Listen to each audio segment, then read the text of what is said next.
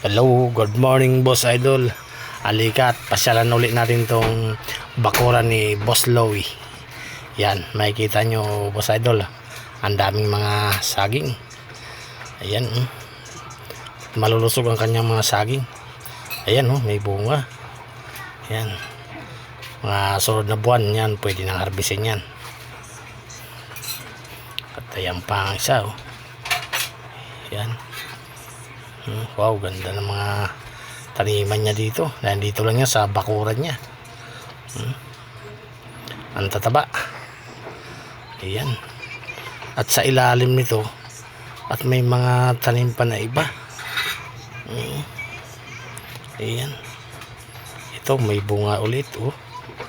May puso pa siya, di pa natatanggalan. Ayan, may mga kamuting kahoy pa sa ilalim ng mga saging. Talagang sari-sari talagang mga tanim. Ito naman ay palayan. Wala pa siyang tanim. Ayan. At sa gilid naman may mga gabi, okra. Ayan, ang tataba. Wow, ayos talaga to. Ayan, dami. Dito lang yan sa bakuran ni Boss Lowy. Ayan. Talagang sipag mo talaga, idol. Ayan. At ito naman yung mga kanya mga okra. Ayan, mapakikita nyo. Ang dami. Kamuting kahoy. Ayan. Ayan. Okay. Maluwag talaga ang kanyang bakuran.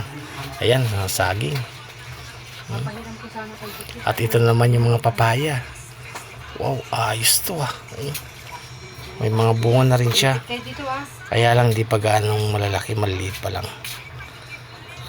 Ayan. Ang kamuting kahoy. Sari-sari.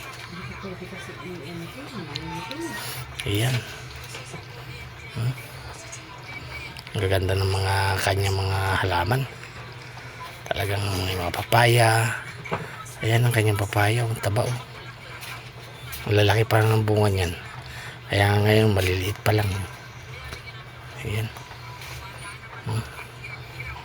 Ayan. Dami. May mga talong pa. Oops. Ano to? Talong. Ayan. May bunga pa din siya. Ayan. Okay. Ayan, may mga nyug pa. Wala. Dami, sari-sari. Talagang siksik talaga kanyang bakuran. Wow, kaya ang kamuting kahoy, pwede nang harbisin yan.